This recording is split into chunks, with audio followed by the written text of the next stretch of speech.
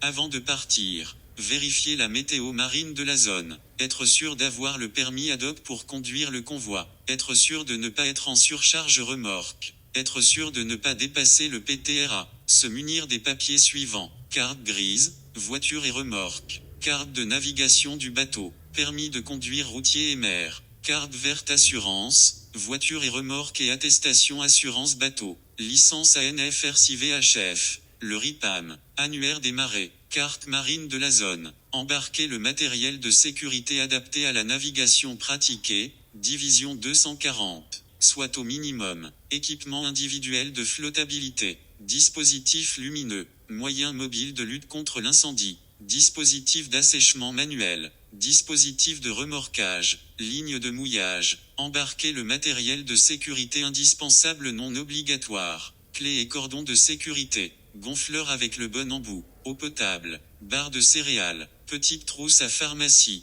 Couverture de survie. Couteau solide. Petite trousse à outils. Vêtements adaptés. Coupe-vent. Imperméable. Pull. Enregistrer le 196 sur le téléphone portable. À vérifier sur le bateau. Le plein d'essence dans le réservoir. Le bouchon de nable bien fermé. Moteur relevé et calé. Échelle de bain relevée et assurée. À vérifier sur la remorque. Le bon arrimage à la boule. Vérifier 2 fois. Le bon arrimage du câble de rupture. Le bon arrimage des sangles avant et arrière. La pression et état des pneus. Le branchement de la prise. Le bon fonctionnement des feux. La manivelle du treuil dans un coffre-ci démontable. Enlever la roue jockey et la caser dans la voiture. Antivol pour la remorque. Après un arrêt prolongé, actionner le trim. Tourner le volant. Manipuler le levier de commande des gaz. Démarrer le moteur avec les oreilles. Vérifier la pression de gonflage des boudins. Une fois arrivé aux abords de la cale. Si le lieu ne vous est pas familier, inspectez la cale,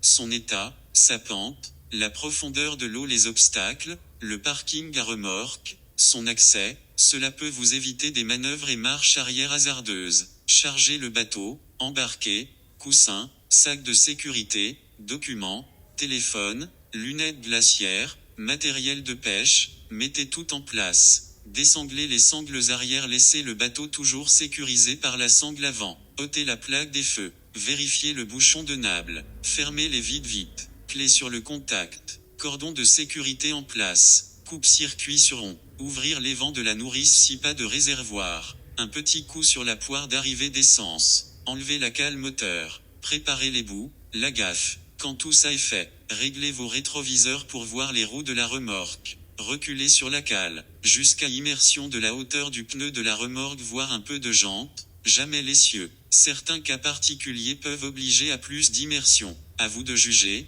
mais normalement non. Avant de descendre de la voiture, serrez le frein à main, enclenchez la première. Assurez-vous de la parfaite immobilisation de l'ensemble. Descendez du véhicule. Dans les cales pentues, mettez une cale et serrez le frein à main de la remorque et braquez les roues à fond. Enlevez la dernière sangle. Attachez le bout avant à l'arrière de la remorque. Si vous êtes plusieurs, un de vous monte à bord. Décrochez la sangle du treuil ou descendre au treuil, c'est selon la pente.